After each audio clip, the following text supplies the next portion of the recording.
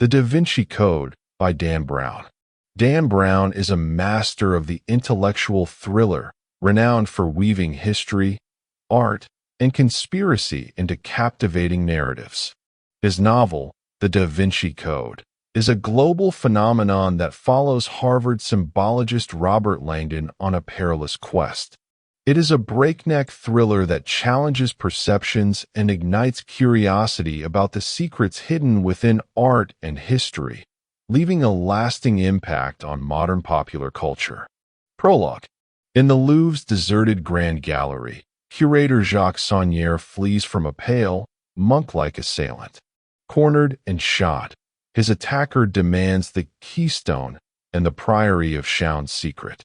Mortally wounded, Saunière uses his final moments to arrange his body in a specific pose, disrobe, and draw a circle in blood on his stomach, creating a cryptic message for those who will find him.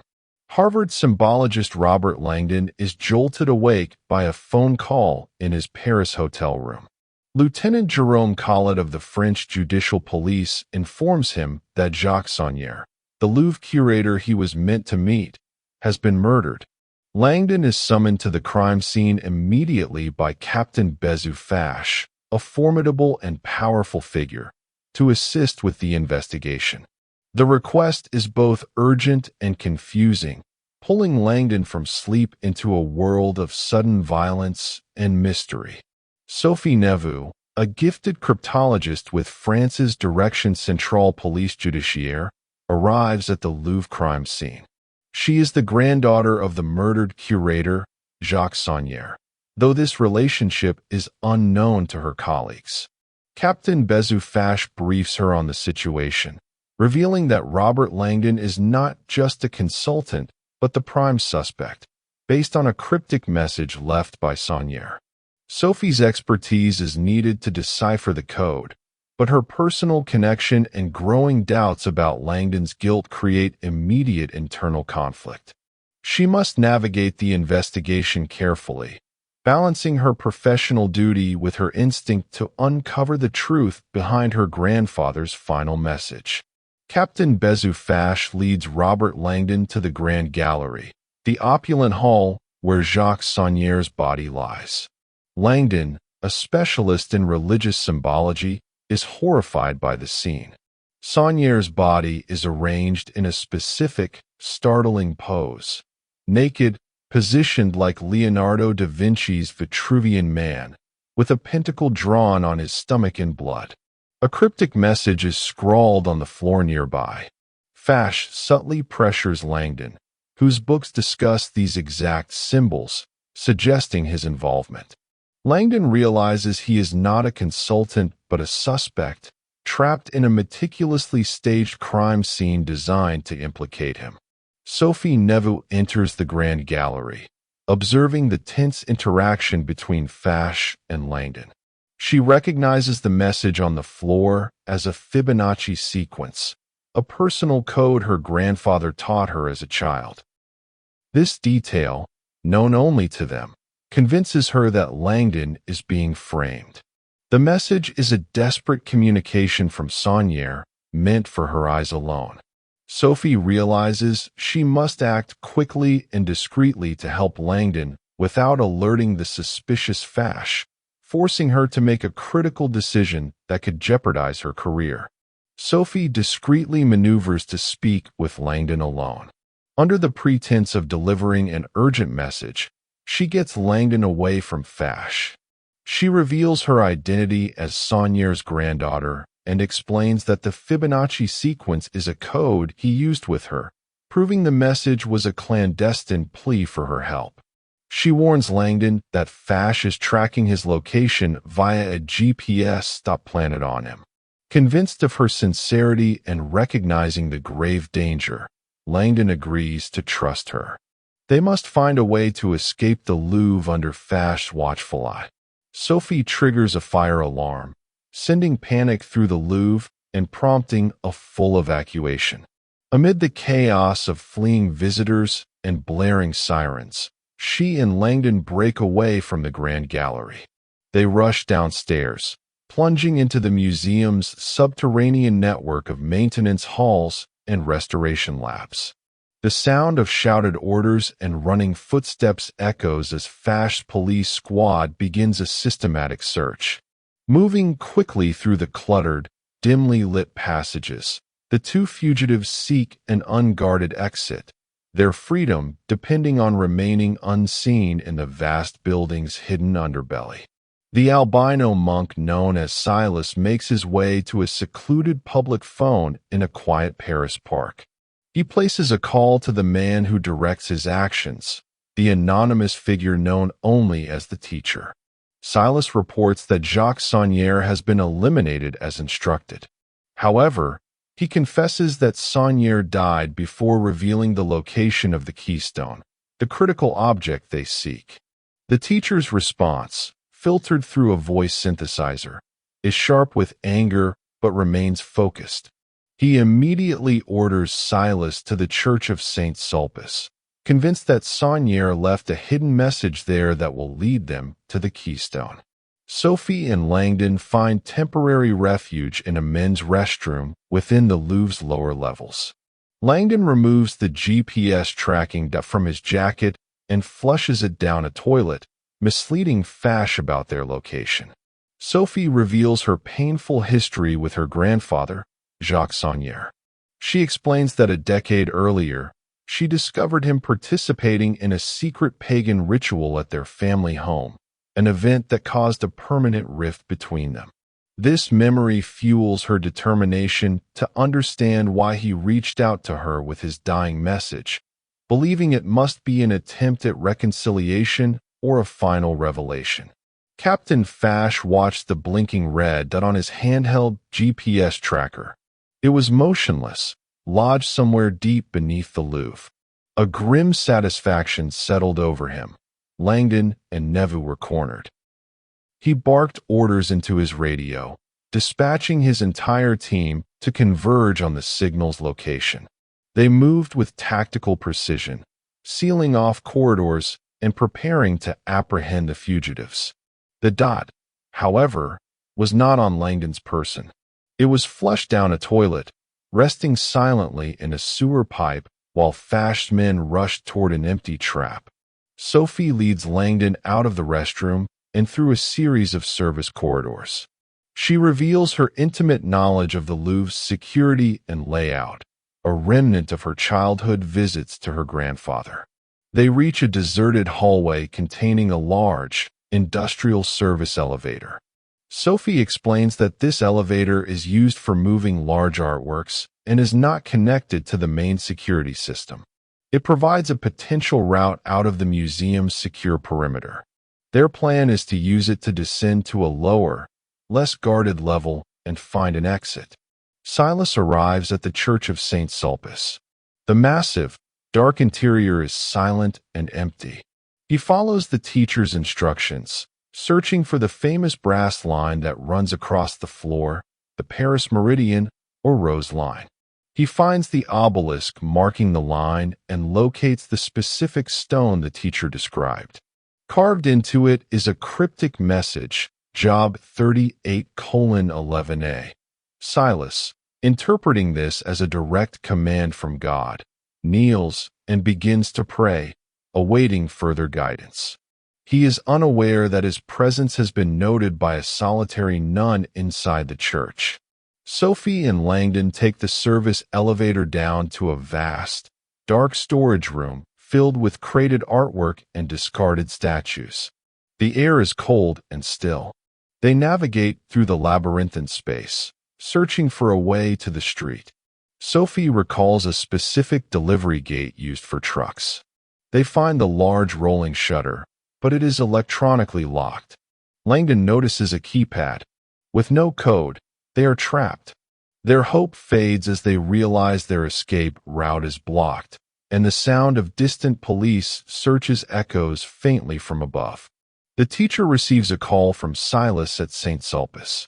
Silas reports finding the inscription, Job 38:11a. The teacher, impatient, explains it is not a prayer but a clue. The biblical verse, Hitherto shalt thou come, but no further. Points to a specific location within the church. He orders Silas to search the obelisk itself more carefully. The teacher's frustration grows. He needs Silas to find the next clue quickly before the police investigation expands and compromises the entire operation. Time is running out. Sophie noticed a small keycard reader beside the locked shutter. Remembering her grandfather's habits, she tried a sequence related to the Fibonacci numbers from his message. The light on the reader turned green. The heavy shutter began to rumble open, revealing a dark alley behind the museum. They slipped out just as the sound of voices and footsteps echoed down the service corridor behind them. They were free of the Louvre, but now found themselves on the run in the nighttime streets of Paris. Silas, upon inspecting the top of the obelisk, found a small, concealed cavity. Inside was a singular item, a heavy, smooth keystone. It was a cylinder of stone with a precise hole drilled through its center. This was the object he had been sent to find. He secured it within his robes, a profound sense of purpose filling him. He had succeeded where he had failed with Saunière. Now he had to deliver the keystone to the teacher. Sophie and Langdon moved quickly through the quiet back streets, putting distance between themselves and the Louvre. They needed a safe place to examine the clues Saunière had left them. Langdon suggested the American embassy, but Sophie knew it would be the first place Fash would watch. They needed anonymity. Spotting a fleet of parked tourist buses, they had an idea. They could lose themselves in a group of late-night tourists, using the crowd as a temporary shield while they figured out their next move. Sophie and Langdon blended into a group of tourists boarding a double-decker bus. They took seats on the upper level, finally catching their breath. Under the dim interior light, Sophie showed Langdon the key Saunière had left for her at the Louvre. It was a distinctive key fob from the Paris branch of the Depository Bank of Zurich. This was their next destination. The bank was where her grandfather kept his most private safe deposit box, which undoubtedly contained the secrets he died to protect. The bus traveled through the illuminated Paris streets. Langdon studied the Fibonacci sequence scrawled on the museum floor, which Sophie had memorized. 1, 1, 2, 3, 5, 8, 13, 21. He realized the out-of-order sequence was not the message itself, but a cipher for a 10-digit numerical account number needed to access the bank vault. Using the out-of-order numbers as a clue, he rearranged them, deriving the sequence which formed the complete bank account number. Silas left St. Sulpice with the keystone hidden in his robes. His instructions were to deliver it to the teacher at a designated location. As he hurried through the dark, empty streets, he was unaware that he was being followed. A French police agent, alerted by the nun's report of a suspicious albino in the church, was tailing him silently, waiting for the right moment to call for backup and apprehend the large, ghostly figure. Sophie and Langdon got off the bus near the Depository Bank of Zurich. The modern building was stark and secure. Using the key and the account number Langdon deciphered, they were admitted by a stern night manager. The interior was silent and sterile. They were led to the vault area, a room lined with safety deposit boxes. They located Saunière's box, but a new problem arose. It required both a key and a password. They had the key, but the password was a mystery. Langdon reasoned that the password, like the account number, must be derived from the Fibonacci sequence or another of Saunière's clues. He recalled the random-looking letters also scrawled on the museum floor. P.S. Find Robert Langdon. He considered anagrams, but P.S. was more likely an abbreviation. Then it hit him. P.S. could stand for Priory of Chaon. He entered the word Chaon into the keypad. A green light illuminated, and the lock on the deposit box disengaged with a soft click. Inside the long, narrow deposit box, they found not documents, but a peculiar object. It was an ornate, rosewood box inlaid with a 5-petaled rose. It was heavy and locked. There was no obvious keyhole, but Langdon noticed a series of rotating dials on the front, indicating a combination lock. This was the cryptex, a portable vault Saunier had designed to protect secrets. If forced open, it would break a vial of vinegar inside, destroying the scroll it contained. Langdon explained the cryptex to Sophie. It was a genius invention based on principles from Leonardo da Vinci. The 5 dials, each with letters, had to be spun to form the correct 5-letter password. Entering the wrong word would allow the internal mechanism to turn, breaking the vinegar vial and dissolving the papyrus scroll inside. The secret would be lost forever. They now held Saunier's greatest secret in their hands. But without the password, it was both a treasure and a trap. While Sophie and Langdon examined the cryptex, the night manager of the bank discreetly contacted the police. The high-profile alert for the 2 fugitives had been circulated to all financial institutions. Captain Fash was immediately notified of their location. He ordered his team to converge on the bank, instructing them to surround the building silently and wait for his command. Inside the vault, Sophie and Langdon remained unaware that their safe haven was about to become a prison. Sophie and Langdon knew they had to leave the bank immediately. They couldn't risk staying. As they exited the vault, they sensed a change in the atmosphere. The night manager was gone from his desk. Peering through the main doors, they saw the shadowy figures of police officers taking up positions outside. They were surrounded. Their only option was to find another way out. They turned back into the depths of the bank, searching for a rear exit or a service door. Silas, carrying the keystone, arrived at the meeting point, which is a secluded park. The teacher was there, concealed in the shadows of a large vehicle. Silas handed over the heavy stone cylinder. The teacher examined it with cold satisfaction. His plan was advancing. However, he noticed the police tail that had followed Silas. This was an unacceptable risk. The teacher knew that Silas, despite his usefulness, had now become a liability that could connect back to him.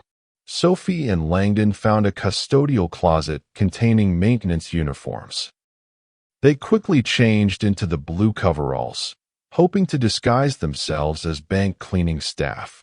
Their plan was to walk calmly out of a service entrance, blending in with the early morning workers. They needed to get the cryptex to a true scholar who could help them, Sir Li T. Bing, a royal historian and a leading expert on the Holy Grail, who lived in a chateau near Paris. Disguised in their maintenance uniforms, Sophie and Langdon pushed a janitorial cart toward a loading dock at the rear of the bank. A single guard was present. Sophie, speaking confidently in French, claimed they were there for a special pre-dawn cleaning. The guard, bored and unsuspecting, waved them through. They stepped out into the cool morning air of the delivery alley, leaving the surrounded bank behind. They were free again, but now they had to cross Paris to reach T-Bing. Sophie and Langdon needed transportation. They found a nearby taxi stand with one idling cab. The driver was initially reluctant for such a long trip to the Chateau Valette.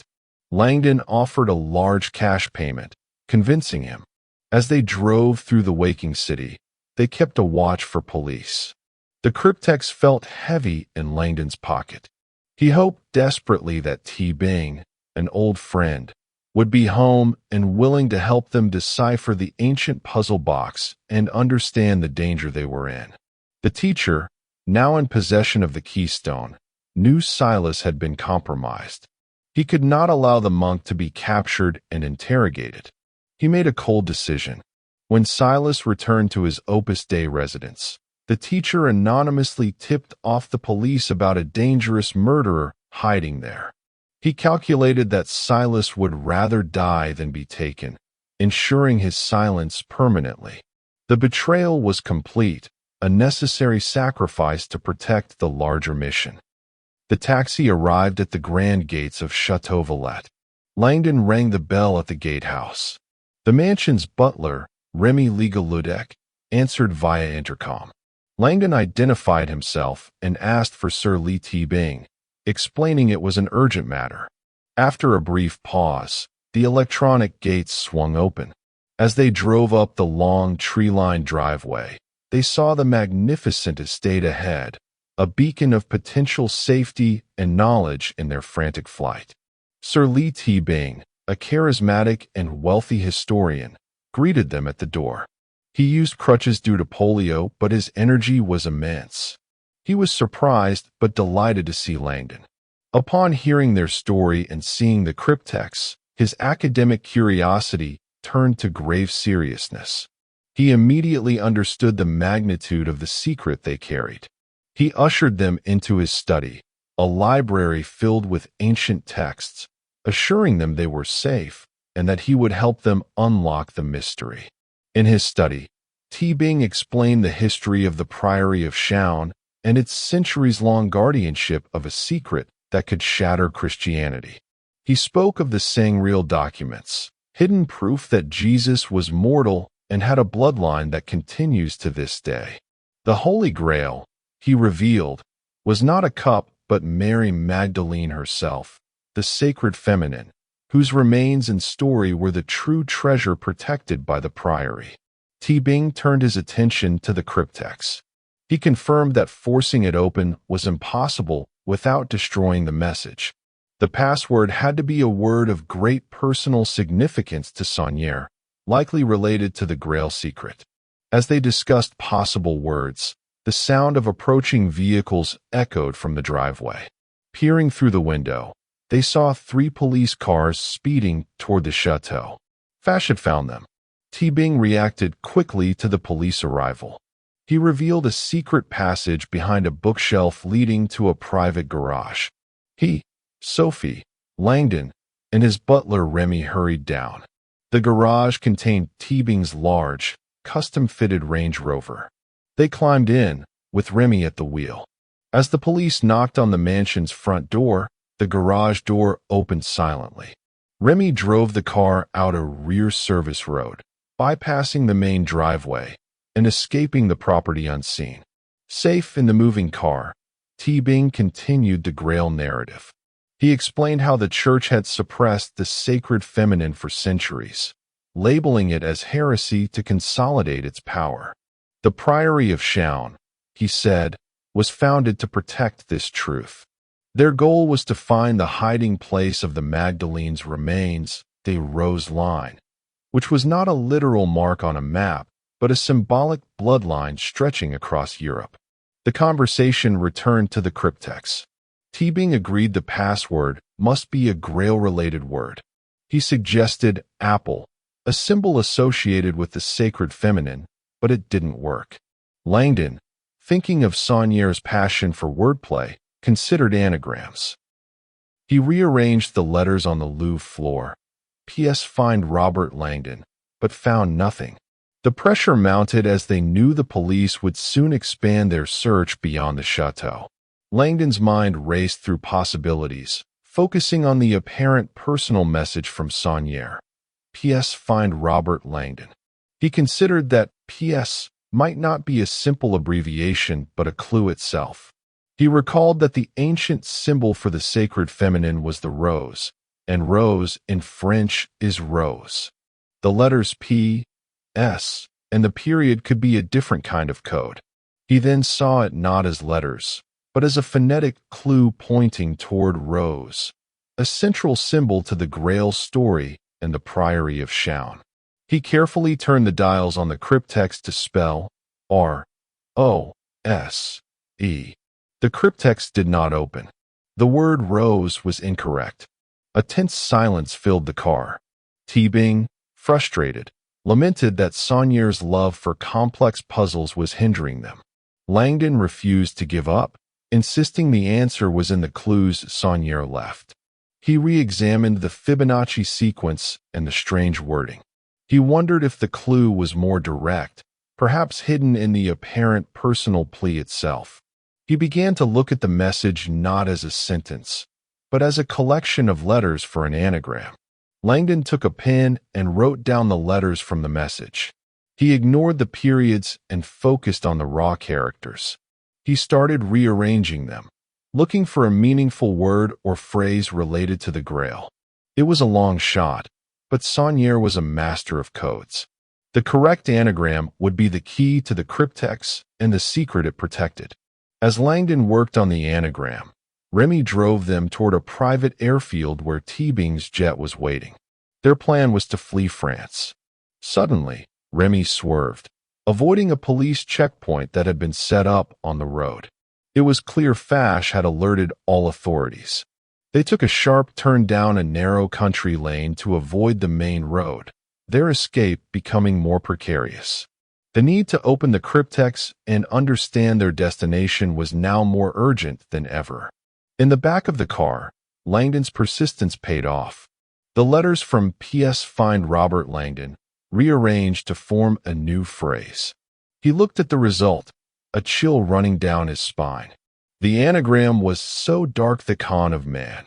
This was a direct reference to the alleged conspiracy against the sacred feminine, the Great Con, or trick perpetrated by the church. It was a perfect, cynical passphrase that Saunier would have chosen. He prepared to try it on the cryptex. With careful fingers, Langdon dialed the letters into the cryptex. The final letter clicked into place. For a moment, nothing happened. Then, with a precise mechanical sound, the internal locking mechanism released. The cryptex was open. He could carefully slide the central cylinder apart, revealing the papyrus scroll inside, without breaking the vinegar vial. The secret was theirs. Langdon carefully unrolled the delicate scroll inside the cryptex. It did not contain a long document, but a single, printed line of text. It was another riddle, written in Old French. The message pointed toward a specific location in London. It referenced a knight's tomb inside a temple church, a headstone praised by Templars. The secret of the Grail, it seemed, was not in France but had been hidden across the Channel, protected by the Knights Templar. T-Bing was ecstatic. The clue confirmed his life's research. He explained that the Temple Church in London was a legendary round church built by the Knights Templar. The knight referred to a specific tomb effigy within the church. Their path was clear. They had to go to London immediately. Remy changed course, heading for the private airfield at Le Bourget. Their race was now international, and they had to stay ahead of Fash, who would soon discover they had left France. As they sped toward the airfield, Sophie noticed Remy acting strangely, frequently checking his mirrors. She pushed her suspicion aside, attributing it to the stress of the escape. The focus remained on the new clue. Langdon and T-Bing discussed the Temple Church, its history, and the significance of the knight's tomb. They were so close to the final secret, but the danger was escalating with every mile they traveled. They arrived at the private airfield at Le Bourget. T-Bing's sleek business jet was waiting on the tarmac, its engines already humming. They boarded quickly, and the plane taxied for immediate takeoff. As the jet lifted into the sky, leaving France behind, they felt a temporary wave of relief. However, their safety was an illusion. Remy, the butler, excused himself to the galley. There, he secretly used a satellite phone to send a message to the teacher, informing him that they were airborne and heading to London with the solved clue. The teacher received Remy's message. His plan was advancing perfectly. He now knew the secret lay in the Temple Church and that his pawns were delivering themselves to the final location. He immediately began arranging his own travel to London to intercept them. He also knew that Remy, like Silas, was now a loose end. The teacher coldly decided that the butler's usefulness would soon expire.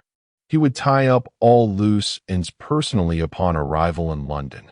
On the plane, T-Bing and Langdon studied a detailed book about the Temple Church.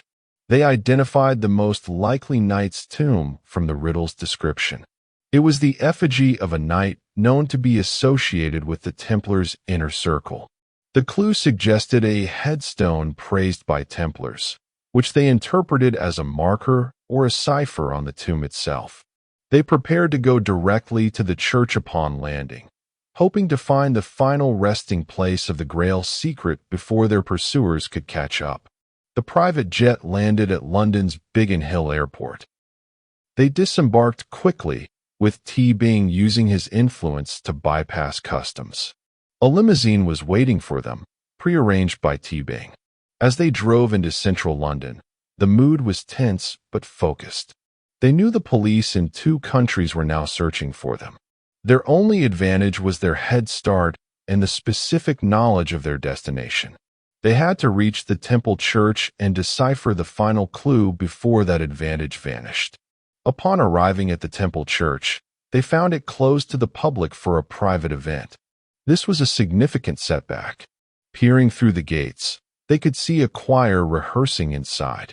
They needed to get in without causing a scene. T-Bing, never short on audacity, formulated a bold plan.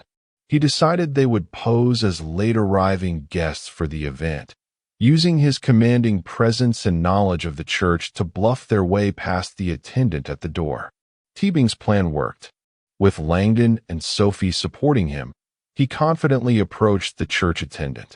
Speaking with aristocratic authority, he claimed they were expected guests for the choir event, apologizing for their tardiness. The attendant, impressed by T-Bing's demeanor, allowed them to enter. They stepped inside the ancient, round church, their eyes immediately scanning the stone floor for the tomb effigies of the knights. They were inside the sanctuary, but they were now trapped if the police arrived. Inside the Temple Church, they found the knights' effigies laid out on the floor. The air was cold and still, filled with the distant sound of the choir.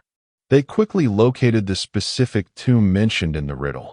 The effigy of the knight was worn by centuries, but the carving was clear.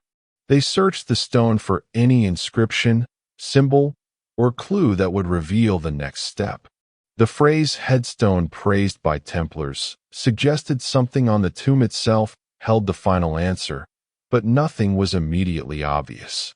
As they examined the tomb, Remy's behavior became increasingly suspicious. He lingered near the entrance, seemingly on watch. Suddenly, he drew a small pistol and pointed it at them. The friendly butler was gone, replaced by a cold accomplice of the teacher. He revealed he had been working for the mastermind all along, ensuring they led him to the final secret. He ordered them to decipher the clue on the tomb immediately, threatening them with the weapon. Their trusted ally was their final captor. A cold realization dawned on Langdon as he stood before the ancient knight's effigy, Remy's gun aimed at his back. The clue headstone praised by Templars had been misleading them. His eyes scanned the stone figure, bypassing the expected inscriptions and symbols, and focused on the knight's carved hands. One hand rested on his sword, but the other was extended, the index finger pointing decisively downward toward the stone floor itself. This was not a gesture of prayer, it was a literal direction. The headstone was not a grave marker above ground, but the keystone, the foundational stone beneath the tomb. The knight was pointing to the very spot upon which they were standing. The final secret, the ultimate hiding place of the Priory's great truth, was not in the ornate tomb, but hidden below it, in the crypt or foundation of the church itself. The path did not lead to the knight, but through him to what lay buried beneath. As Langdon realized the secret lay beneath the tomb, the situation shifted violently. The police, led by Beziv Fash, stormed into the Temple Church. Fash had pieced together the truth and realized Langdon was innocent. Seeing Remy holding the group at gunpoint, Fash team swiftly apprehended the treacherous butler. The immediate physical threat was neutralized, but the mystery was not yet solved. The teacher, who had been monitoring events from the shadows, remained at large and unidentified. With Remy in custody, the focus returned to the knight's tomb. Langdon explained his discovery about the pointing finger to Fash and the others. The authorities arranged for the specific stone slab to be carefully lifted. Beneath it, they found not a crypt, but a small, hidden cavity. Inside was a simple, modern container. It held the final set of documents, the sangreal documents, that detailed the true history of the Priory of Chaon and the bloodline of Jesus Christ and Mary Magdalene. The revelation of the document's contents was profound but anticlimactic. The secret was safe, its truth known only to those present. The greater threat was still the teacher, who had orchestrated the entire chain of events. As they processed this, a figure emerged from the shadows of the church. It was Sir Li Tebing. In a stunning twist, he revealed himself to be the mastermind, the teacher. He had manipulated everyone, including his own butler, to lead him to the Grail secret he had sought his entire life. Tebing, now exposed, justified his actions. He believed the secret was too important to remain hidden and that the world deserved to know the truth about the Grail. He attempted to take the documents by force, but was quickly subdued by Fash's officers. His lifelong quest had ended in his arrest. With Tebing captured, the immediate conspiracy was over. The documents were secured by the authorities, and the long night of danger finally came to an end for Langdon and Sophie. In the aftermath, Langdon and Sophie are debriefed and cleared of all charges. The official story is crafted to protect the secret, blaming Silas and Tebing for a convoluted art theft. Sophie learns she is the last living descendant of Jesus and Mary Magdalene, the culmination of the bloodline the Priory swore to protect. She decides to honor her grandfather's legacy by embracing this truth privately. Langdon returns to Cambridge, his life forever changed. He finds himself later in Paris, looking at the Louvre's glass pyramid, now perceiving its hidden symbolism as an inverted chalice, a silent tribute to the sacred feminine that lies at the heart of the secret. Thank you for listening to this audiobook. Your interaction matters, so don't forget to like, share, and subscribe.